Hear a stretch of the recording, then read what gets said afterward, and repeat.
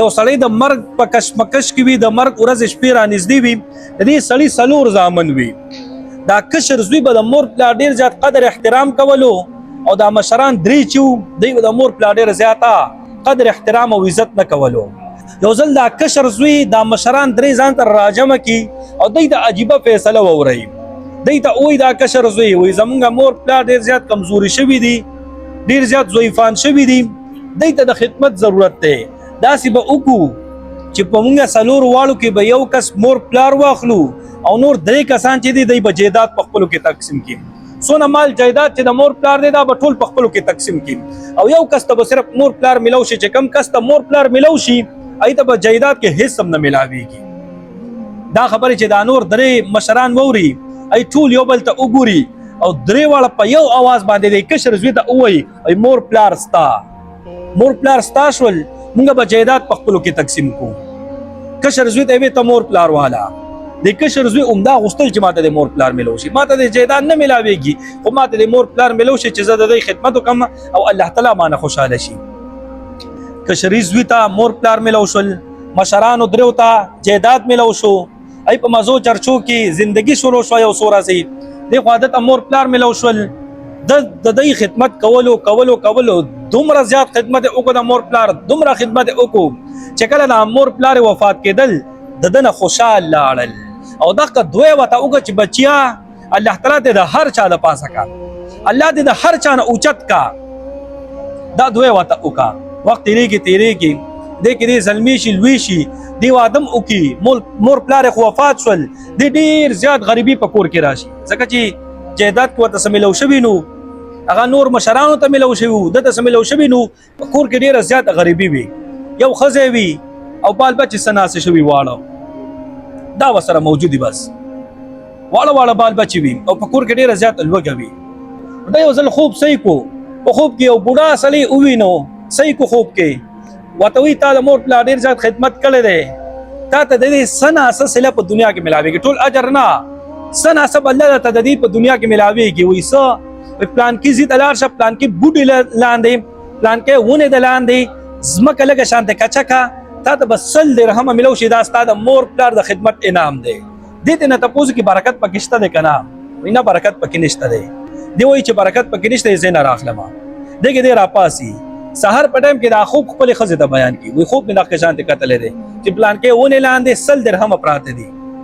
وی راته وی چې برکت پکې نشته، یو مای چې برکت پکې نشته نه راخلم خزه وته وی برکت په تو پولا د کور حالات ته معلوم دي، کور کې لوګا دا بچیم دی وګی دي زم وګی ماته په خپلم وګی د برکت په ذکر زور شراوي اخلاق ای برکت پکې نشته نه راخلم خزه په ډیر وس وګی غو لیکن دی روان اخلي. په دوی مشپه باندې چې بیا څنګه ودشي بیا خوب صحیح کی، بیا وته مدخ سپینګری سړی راشي وي تا د مور پلار ډیر زیات خدمت کړی دی، د دې سن اساس صلاته په دنیا کې ملاويږي، لار ش پلان کې ونه لاندې پلان کې بوټي لاندې 50 درهم پراته دي دا راواخلا دی وته برکت پکشته دی، وینا برکت پکې نشته دی، و چې برکت پکې نشته نه راخلم. سحر چې بیا را پاسې بیا خزه خپل خوب بیان کی، و خزه وته وی برکت په تو په لګ ورې کمیږي ورسته روزه ختميږي، پرون 100 درهم او نن 50 ورې کوي اوس په بل 13 کالو سبي بیانا بیا بالو صفاتی نه وی دی وی برکت چې پکې نشته نه راخلم ورنشي. په درې مشپه باندې بیا خوب صحیح کی، بیا هم د سپینګری ولا راشي وی تا د مور پلار ډیر ذات خدمت کړی دی، د دې سن اساس صلاح درته دنیا کې ملاويږي، ورشه پلان کې ونه لاندې پلان کې بوټي لاندې 1 درهم پروت دی دا راواخلا وی برکت پکشته دی، وی او برکت پکشته دی. زه وی سید سوال بیا راواخلم چې څنګه سب سحر کې خوب نه پاسي خزه ته ویل چې دا شان 1 درهم نن پروت وي سو یو ورزمه په 1 درهم باندې بتل سو کې وینا برکت ته پکې اخو خبرو کې کس پاکزم ہوتا خو دې پرونه کې ورچ راواخلی چې څنګه زمکه کچا کې واقع د 1 درهم وته ملو شي، چې څنګه کا 1 درهم راواخلی اوس برکت ته تاسو ګورئ. الله تعالی نو برکت غواړي، زیاتواله مغواړي، مال دولت کې الله تعالی نه برکت غواړي چې الله تعالی زما په مال دولت کې برکت واچي، بیا برکت ته ګورئ. چې څنګه 1 درهم دې ځان سره راواخلی په لار باندې را رواني 1 درهم وسره پلاس کې وي نو دخل دی او کبان والے و یو په 1 درهم باندې 2 کبان په 1 درهم باندې 2 میان دا ځان سره چغي وخی دی پسله کې وی چې پکور کې لوګا دا خزمې موګي دا زموږ بچی موګي دي نن خو په ماړه خېټه باندې خوراک وکړو کنه په 1 درهم باندې دی 2 کبان راواخلی هم صحیح کبان روغ رمټ کبان راواخلي ځان سره چې کور ته راوړي ښځې ته دا 2 کبان مې راوړل دا پاخه کا څنګه چې هغه چاړه راواخلي یو کپ له خېټه اوسلی یو قیمتي ملغلره ملاو شوه قیمتي ملغلره ورته پکې ملاو شوه بل کپ له چې خېټه اوسلو هغې کې مو د قیمتي ملغلره ملاو شوه 2 ملغلرې ورته په 2 کبانو کې ملاو شوې لومبی خو خوراکو کې په مړه خېټه باندې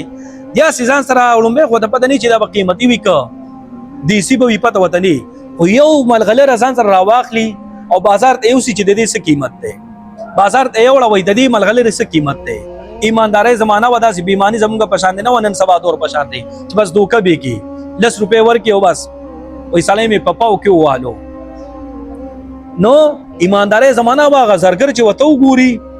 وایي د دې قیمت خو په دې ټول بازار کې هم نشته دومره قیمتي ملغلره ده دا وایي د دې قیمت تاله صرف یو انسان درکولی شي لاړ شه باچا ته لاړ شه باچا به صرف تاله د دې قیمت درکوي باچایانو به دا ملغلرې په خپل تاج کې لګولې وایي د دې قیمت صرف هغه درکولی شي باقي د بازار کې چې څه دکانداران دي یو دکاندار صرف د دې قیمت نشته دی دې رښتیا بازار نه وځي بادشاه له لاړ شي ورته دا ملغلره ده را سره د دې قیمت ولګو خرڅو مې در باندې بادشاه ډېره خوښه شي واقعي ده ډېره قیمتي ملغلره وي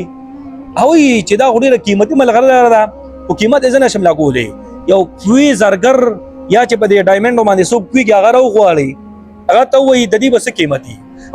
د دې دونه قیمت دی دونه مال دولت پیسې خوراک ولا ورکړه دا د دې قیمت دی اجي ولا هغه څونه مال دولت قیمتي خوراکونه سامان قیمتي دا هر څه ولا ورکړي نو دومره زیات سامان او مال دولتي چې هغه ځان سره خو په یوازې وړی نه شي په یو اس باندې نه شي وړی په 2 خچرو باندې نه شي وړی په 3 باندې نه دومره مال دولت او سامان وي چې هغې په 10 اسونو باندې یوړو دومره سامان چې هغې په 10 اسونو باندې هغه یوړو دومره سامان یې وله ورکړو د هغې قیمت چې څنګه روان شي بادشاه ورته بله ملغلره دا سره داسې شته دی که نه وایي یو را سره بله پراته ده وایي را باندې خرڅې نه بلکل به در باندې خرڅه کمه خو اول قیمت ستا د خوښې اوس په زما د خوښې قیمت وي وایي څونه قیمت بادشاه ورته په خندا شي ووایه چې څونه قیمت یې غواړې در کومې وایي اول د دونه مال او دولت سامان خوراک وغیره راکړو چې دا ما په 10 اسونو باندې وړو اوس پې وایي ډبل لاکې اوس پې ډبل لاکې بادشاه ته دا څه شیزونه دي ورته ټیک شو بلکل ډبل در کوم دونه خوراک او دولت وغیره ولا ورکو چې هغې په 15 اسونو باندې وړو نو ټوټل خوراک ارڅه چې په 90 اسونو باندې یې وړو دومره مالدار شو دغه زمانه کې دغه نوجوان دومره مالدار شو چې په دغه زمانه کې بادشاه نه پس دویم نمبر چې څوک مالدار او بیا دا نوجوان ټول زیات مالدار خو بادشاه اثر ډیر رسو خو دویم نمبر دغه دویم نمبر چې څونه زیات مالدار او د ټولو نه بیا دا نوجوانو چې کوم د مور پلار ډیر زیات خدمت کړو نو دا د مور پلار د خدمت غسله صرف په دنیا کې دا حالت ته چې چا صحیح طریقې سره د زړه د مور پلار خدمت وکړو الله تعالی ورته څونه دنیا ورکا چې بادشاه نه بعد د ټول نه زیات الله تعالی دغه نوجوان مالداري نو آخرت کې به باید دې څونه اجر زما عزت مند نو کوشش وکړو چې د مور پلار خدمت وکړو د زړه نه خدمت وکړو په دې لالچ باندې نه چې موږ ته دنیا کې څه قیمتي شیزونه ملو شي د دې خدمت په بدل کې نه په دې باندې او کو په دې نیت باندې او کو چې الله تعالی مونږ ناراضي شي الله تعالی چې د ناراضي شو بیا د هر څه ستا دي هر څه د الله تعالی دي کنه چې د هر څه مالک ته خپل ځان ناراضي کو د ټول دنیا د مال دولت خوراکونو خوشالو د هر څه رب د هر څه مالک چې د خپل ځان ناراضي کو د هر څه بیا ستا دي بیا هواګان ستا هر څه ستا خوشحالي ستا هغه د خپل ځان ناراضي کو نو الله رب العزت د مور پلار د خدمت په بدل کې د خپل ځان ناراضي کو زمي عزت نو کوشش وکړو ان شاء الله کنه چې خپل مور پلار ځان ناراضي کو د دې خدمت په بدل کې الله تعالی د خپل ځان ناراضي کو ټیک شو جی الله رب العزت د عمل کولو توفیق ورکړي الحمدلله